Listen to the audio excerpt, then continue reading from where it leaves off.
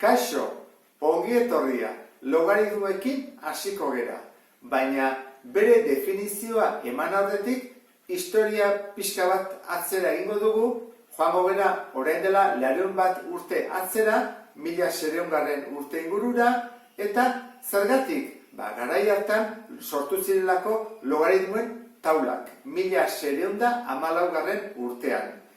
Taula horiek baina pixka bat lehenago zer gertatzen zen. Aurrerapen handiko garai bat izan zela.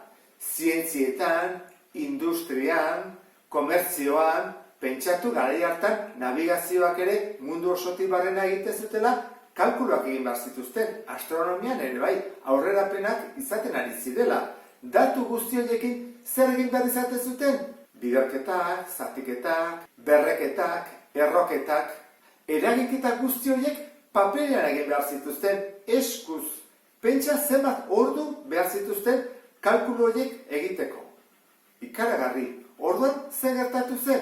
Napierrek ikusi zuenean hainbeste ordu erabiltzen zirela kalkulu horiek egiten, eta gaina oso mekanikoki egiten ziren, basazuela hemen beste bide bat izan behar du gauzak erresteko. Eta logaritmoen taulak hortarako sortu ziren. Pentsa, bere idea nagusia zein da. Egin beharrian biderketa bat ez aldarrexagoa batuketa egitea, hori egiten dugu, biderketa bat batuketa bihurtu. Eta zatiketa bat, kenketa bat bihurtu. Eta berreketa, zailak dira, komarekin pentsatu egin behar dezula. Biderketa behar bihurtu dezagun. Eta erroketa bat, zatiketa bat. Aurreapen itzela izan zen hori.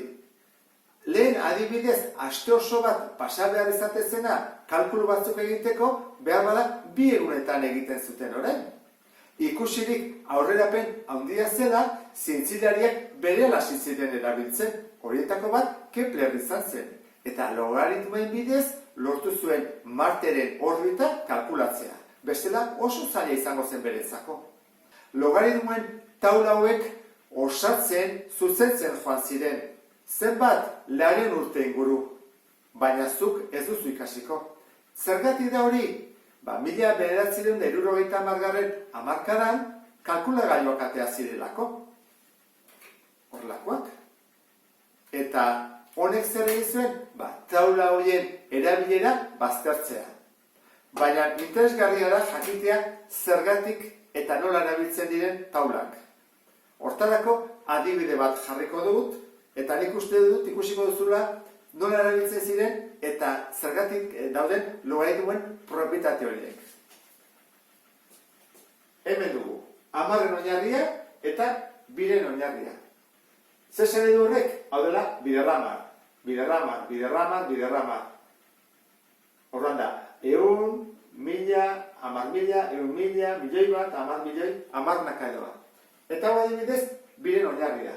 Biderbi, biderbi, biderbi, biderbi. Ez dugu garrik, ez da? Horan, hauei, oinarriak deitzen zaien, eta hau da, berretzailea. Zer izango da, adibidez? 1000. 1000 zer da? 10 ber 3.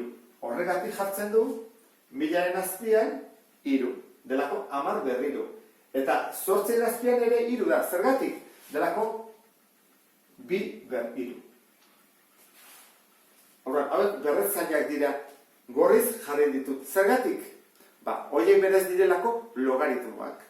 Oinarriak progresio geometriko batean dijoazten bitartean, horrela, jota handiagoa. Hauek nola dijoazten? Progresio aritmetikoa, gehi bat, gehi bat, gehi bat, gehi bat. Hora dijoazten. Diferentzia, ez da? Ikusten badugu funtzioa, bai honera eta bai honera. Horrek, ikusiko dugu nola kalkulatzen diran. Eta biderketak eta zatiketak nola egiten dien, simpleago. Az gaitezen honekin. 100 bider 1000, esango duzu, zetxorak ere dira, baina egingo dugu zenbaki osoekin bakarrik ikusteko komarekin eta nola egiten ziren. 100 bider 1000, ikusi ezagun bere berretzailea zein den. Zein da 100 berretzailea? 2, 10 ber 2. Horra, logaritmoa 2 da. Eta 1000arena 3.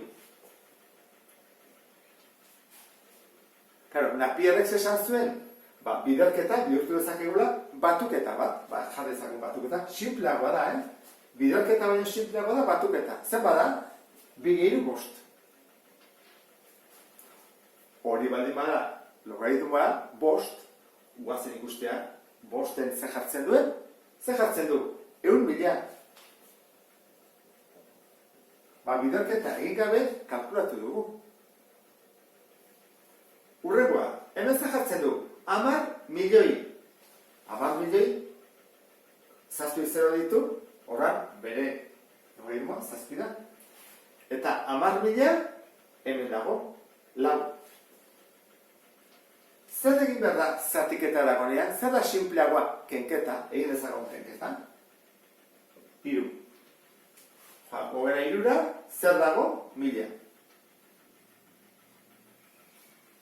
Ikusten duzu, biderketa egin beharrian, gu batuketa egiten girela.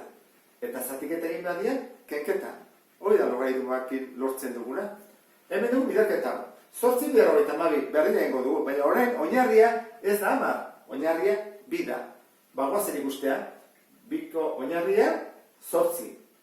Zer da? 3 logaritmoa. Eta biderketa delako batuketa egin behar da, sinpleagoa. 32.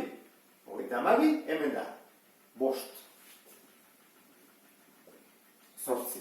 Guazen ikustea, 8 zer jartzen duen, 256. Egin dugu biderketa. Derrexa, ez da? Zatiketa. Guazen ikustean dagoen 1024. 1010.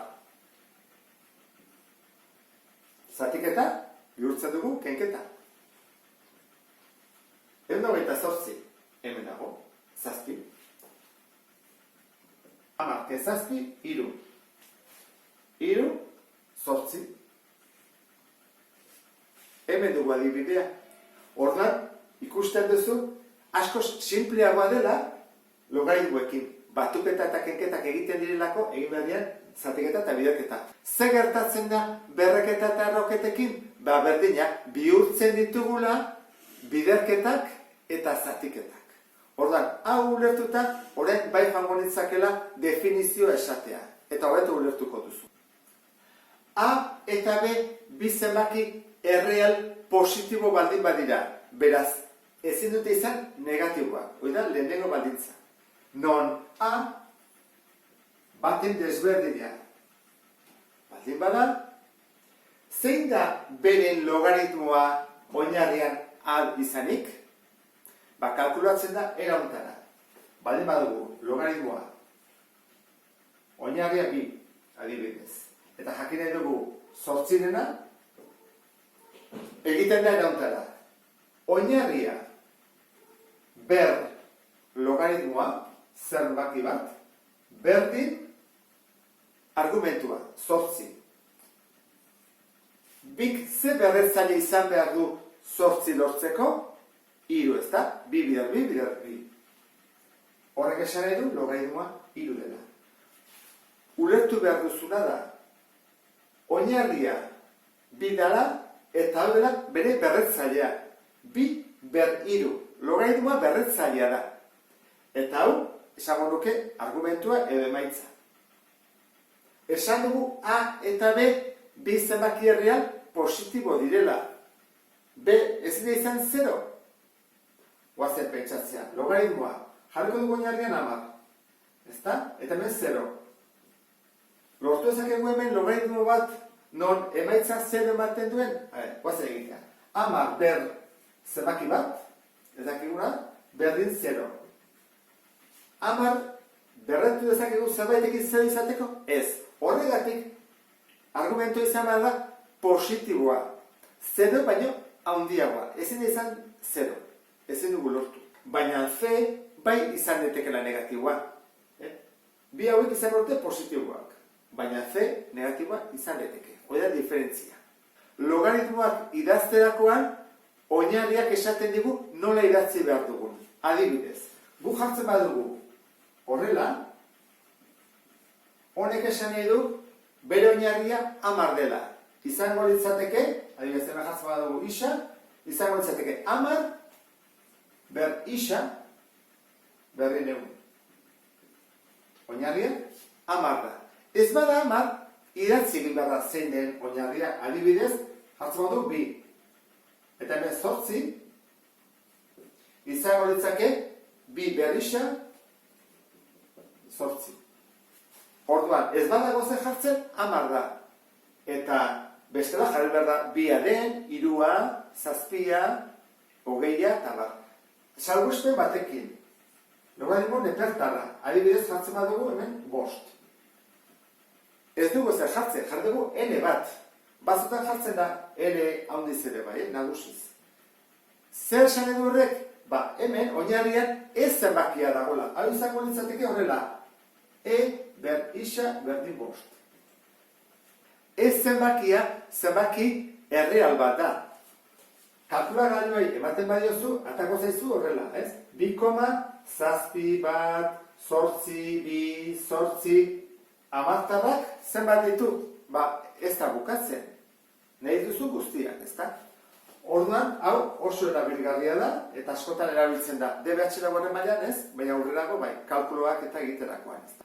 Amaitzeko, azaldu behar dizut, logaritmo hitzak nodi datorren, 2 hitz elkartuta.